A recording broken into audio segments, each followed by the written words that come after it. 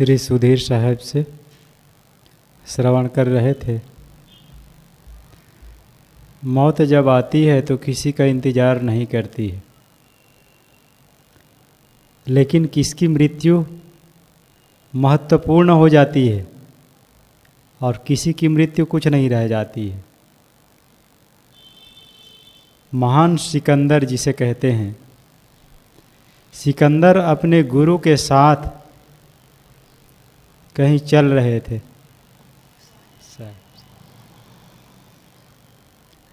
सिकंदर अपने गुरु के साथ जा रहे थे। पहले का ज़माना था, सिकंदर कब पैदा हुए हैं आप लोग समझते हैं। एक नदी पार करना था, आगे आगे उनके गुरु चल रहे थे। उनके गुरु हैं अरस्तु। महान सुकरात जो हुए हैं यूनान में, उनके शिष्य प्लेटो, प्लेटो के शिष्य अरस्तु,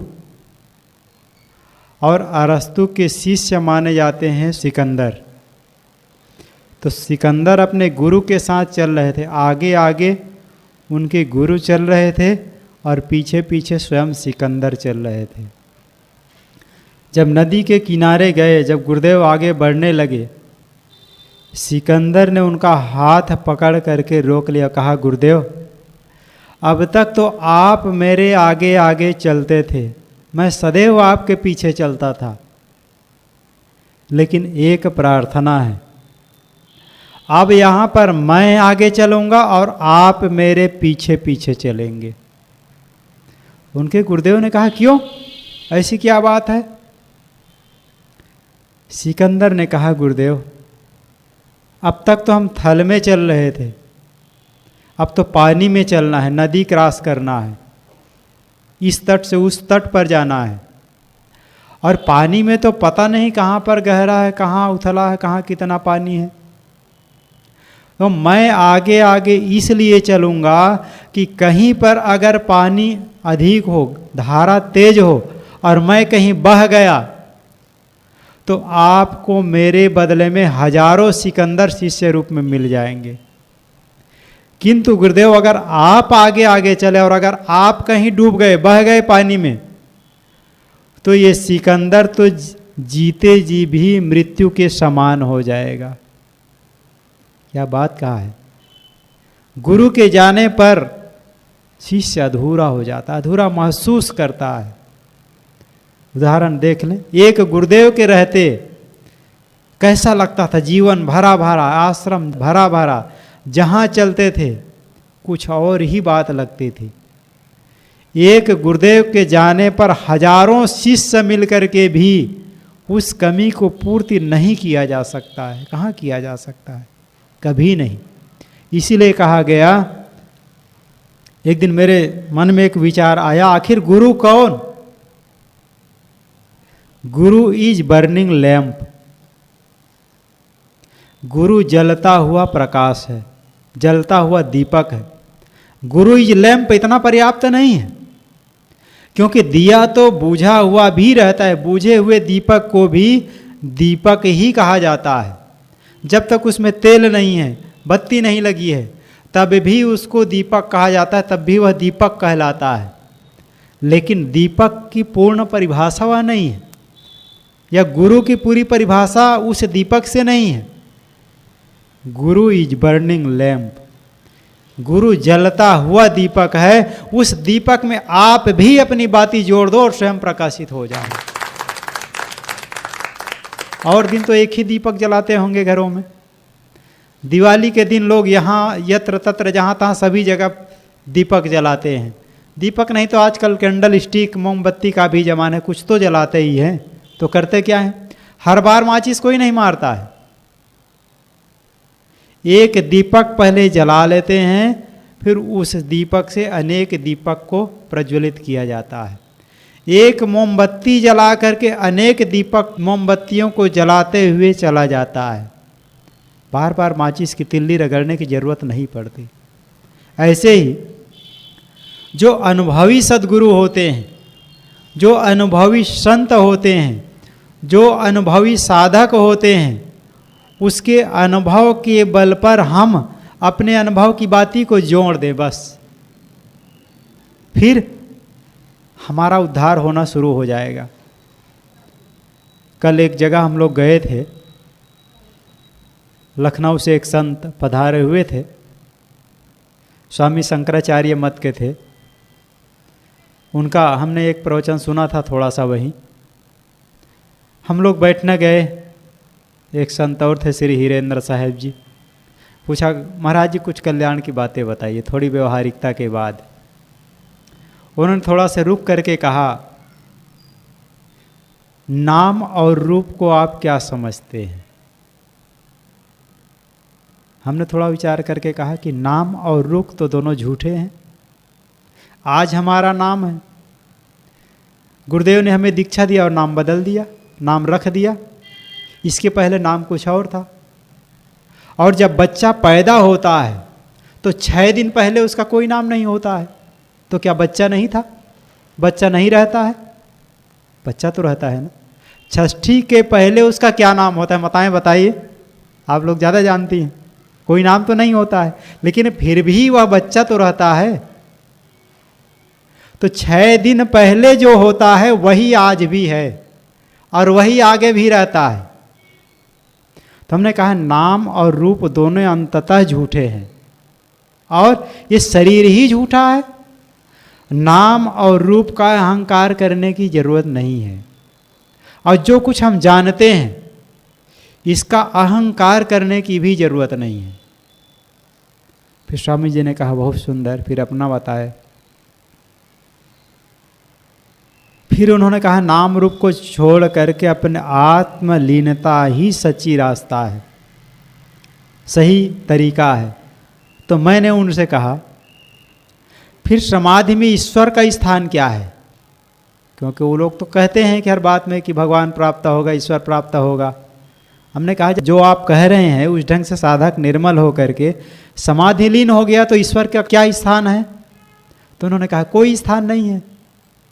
तो फिर आप लोग क्यों कहते हैं ईश्वर और परमात्मा मिलेगा, मोक्ष मिलेगा? तो उन्होंने कहा महाराज अब बात ऐसी है, जो नहीं समझता है उसके लिए वही एक चटुआ है, उसको एक आधार हमको देना पड़ता है, नहीं तो लोग समझते नहीं है। जो नहीं जानता है उसके लिए एक रास्ता है, एक सीढ़ी है, और जो जानता है उसके लिए कुछ नहीं है। अब पूरा सांख्य दर्शन पड़ जाइए, कहीं ईश्वर का स्थान ही नहीं है। प्रकृति और पुरुष, महर्षि कपिल जो सर्वप्रथम ऋषि माने जाते हैं, प्रकृति और पुरुष का विवेचन है, जड़ और चेतन की व्याख्या है। योग दर्शन में जाइए। कल एक सज्जन से बात हो रही थी रात को, उन्होंने बहुत सुंदर बात कही, महाराज ये स्वामी रामदेव जो है योग का अर्थ ही बदल दिया। आज आदमी योग का केवल मतलब समझता है एक नाक से श्वास लेना और उसको भीतर रोकना और दूसरे हाथ से निकाल देना, यही योगा है। आप महर्षि पतंजलि के योग दर्शन को देखिए, ये तो एक आधार है, केवल एक अंश है। कल्याण साधना में उसका अष्टांग मार्ग है, उसके 8 अंग है। क्या है? यम, नियम, आसन, प्राणायाम, प्रत्याहार, धारणा, ध्यान और समाधि। ये 8 क्रम है साधना के। हमने क्या पकड़ा उसमें? यम, नियम, आसन और प्राणायाम, 2 चीज को पकड़ लिया बाबा रामदेव ने, आसन और प्राणायाम। आसन और प्राणायाम दोनों शरीर को स्वस्थ रखने के लिए है, न कि परमात्मा को पाने के लिए, आत्म तत्व के विश्लेषण के लिए है। हाँ, ये है कि प्राणायाम की क्रिया के द्वारा भी मन शांत होता है, ऐसा आप कर सकते हैं। जब तक आप अनुलोम विलोम करते हैं, भस्त्रिका करते हैं, अगर एकाग्र मन से करते हैं, उसके बाद आप रिलैक्स लेते हैं, लेट करके या बैठ करके, तो आपको शांति मिलेगी, ये बात जरूर है। लेकिन ऐसा काम करता कहाँ है कोई? केवल एनर्जी लेने के लिए, शरीर को स्वस्थ रखने के लिए प्राणायाम का बहुत महत्व है, ये बात सही है। आसन और व्यायाम का भी महत्व है। लेकिन हम आध्यात्मिक योग में आए, महर्षि पतंजलि ने केवल एक जगह ईश्वर का नाम लिया, थोड़ा सा, ईश्वर प्रणिधानाद्वा, ये कहा है। लेकिन वहाँ भी ईश्वर का कोई स्थान नहीं है योग दर्शन में। वो तो यम नियम आसन प्राणायाम प्रत्याहार धारणा ध्यान और समाधि कहा है। असली वो क्या है? धारणा ध्यान और समाधि। हम एक बिंदु की धारणा रखते हैं या किसी गुरु के महापुरुष के चित्र को एक आलंबन बना लेते हैं, उस मानी हुई धारणा पर अपना लक्ष्य केंद्रित करते हैं, उस पर ध्यान करते हैं, तो क्या हो गया? ध्यान। पहले धारणा हमने तय कर लिया कि इस पर हमें अपने मन को टिकाना है, तो धारणा में जब एक लय हो जाता है तो ध्यान हो जाता है। लेकिन समाधि उससे भी हट करके है। समाधि वह है कि हमारा पूरा आलंबन समाप्त हो जाए, वह समाधि है, मन की पूर्ण निर्मल दशा। जैसे आपने सीढ़ी टिकाया, इस सीढ़ी के बाद छोड़ दीजिए। पानी की टंकी पर आपको चढ़ना होता है तो लोहे की सीढ़ी प्रयोग करते हैं, बांस की सीढ़ी प्रयोग करते हैं। आप उस सीढ़ी के द्वारा ऊपर चढ़ गए, ऊपर चढ़ने पर सीढ़ी हटा दिए, वहाँ से चढ़ गए। अब सीढ़ी का क्या महत्व है? कोई स्थान ही नहीं। जब आपको वहाँ से नीचे उतरना है तब सीढ़ी की जरूरत है, बाकी समय सीढ़ी की जरूरत नहीं है।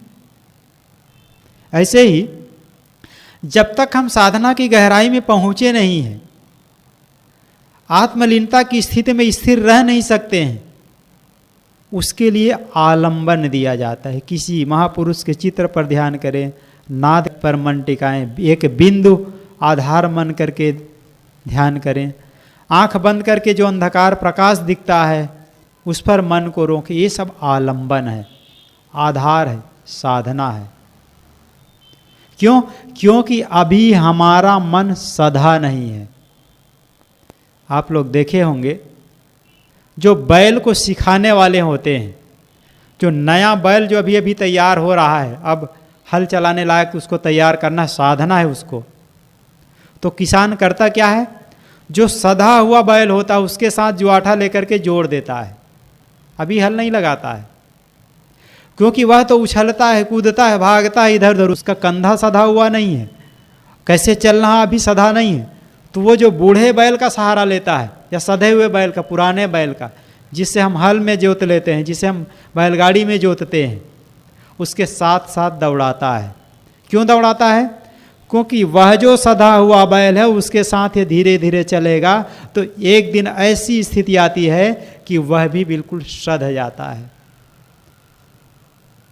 यहीं पर गुरु और शिष्य का जन्म होता है, गुरु और शिष्य की परंपरा का जन्म होता है। गुरु सधा हुआ है, शिष्य भी सधा हुआ नहीं है, तो हम गुरु से अपना तार जोड़ दें, गुरु के आधार पर चलें। गुरु ने जैसा किया है, जैसा करने को कहा है, ऐसा हम अपने आप को बनाएं तो एक दिन जैसे गुरु ने अपने आप को साधा वही स्थिति हमारी भी आ सकती, हम भी अपने आप को साध सकते हैं।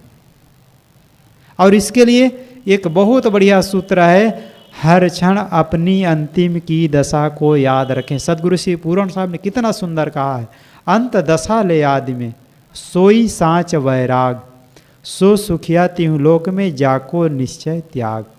अंत दशा ले आदि में, अंतिम की दशा को हम आदि, आदि का मतलब होता है प्रारंभ, प्रारंभ में देख लें, वर्तमान में देख लें, जो बाद में होने वाली गति है उसको हम पहले देख लें तो हमारा मन विकारग्रस्त नहीं होगा। बच्चा से युवावस्था आना है, युवावस्था से बुढ़ापा जरूर आना ही है, अब बुढ़ापा से मृत्यु भी आना निश्चित है। ये दुनिया अजब सराय खानी देखी, ये दुनिया अजब सराय खानी देखी, यहाँ की हर वस्तु आनी जानी देखी, जो जाके न आए वो जवानी देखी, जो आके न जाए वो बुढ़ापा देखा। जवानी जाती है फिर लौट कर नहीं आती है, अब बुढ़ापा आ गया तो फिर जाने वाला नहीं है।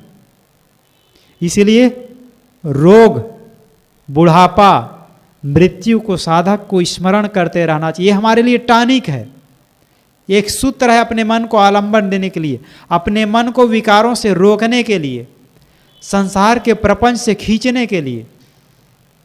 तो हमारा ध्येय आत्मलीनता है, उसकी जो साधना पद्धति है उसके जो सहयोग करता है उसको भी हमें ध्यान में रखना चाहिए।